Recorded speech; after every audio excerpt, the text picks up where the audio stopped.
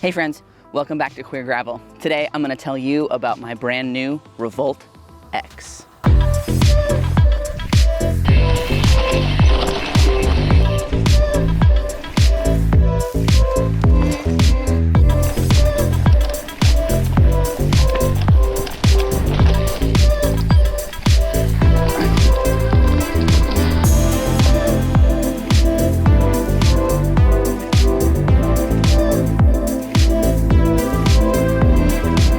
The Revolt X is Giant's latest offering in the gravel space, and it is a game changer. Giant started from the ground up with the Revolt X and made a completely new suspension-corrected frame so that every bike comes stock with a suspension fork with 40 millimeters of travel and a suspension dropper post. With tire clearance up to 53 millimeters in the long position for the flip chip, this bike is ready to party.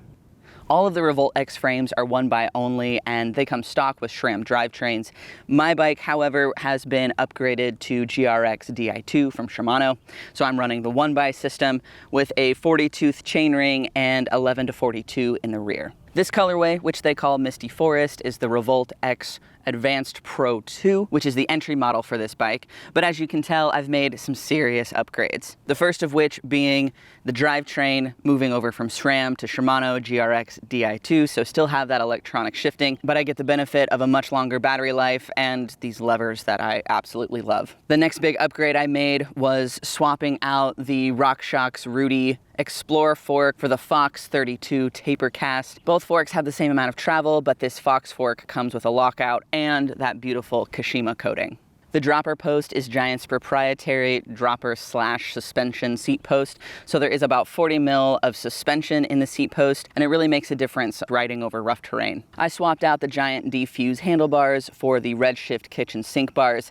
Now the D-Fuse handlebars are wonderful, they're lightweight, and they do an awesome job of soaking up a lot of that rough road chatter when you're riding on gravel. But I found the shape doesn't really work for the fit of the bike for me, so moving over to the Redshift bars, every position on these bars is super comfortable and very accessible and extremely functional. These bars are by far the most comfortable bars I've ever used on a gravel bike. I've also installed the Redshift grip system, so I have the larger grips in the drops as well as the grips on the tops to add some more comfort to those hand positions.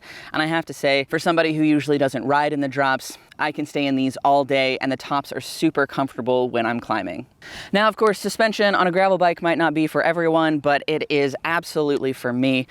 This is kind of the bike that I have been trying to make ever since I got into gravel. The first gravel bike I had, I immediately put a suspension dropper post on it, even though it didn't quite fit the bike. I was researching into forks and what I could put onto my first Revolt to make it a little more rowdy, and I'm just so excited to see that Giant has kind of moved into this space for a gravel bike that is more about comfort and getting a little bit farther out there, riding more challenging terrain.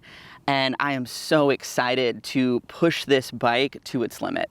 Now, I'm far from a skilled mountain biker, but just this small amount of suspension has made a huge difference on how I'm able to ride on my local trails. In the first week of owning this bike, I was getting PRs on trail sections without even trying. I know a lot of people might fuss about the weight of a fork, but what I've come to find is that slow is smooth and smooth is fast. So the little bit of extra weight that I have on the front end of this bike hasn't really affected how much I ride personally.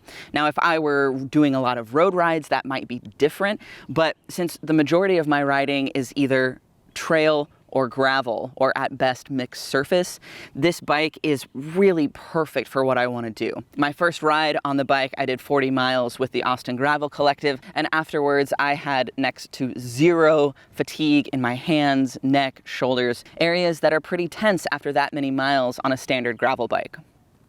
If you're liking anything you see here, be sure to hit that like button and don't forget to subscribe so that you know when more awesome bike-related content is coming your way.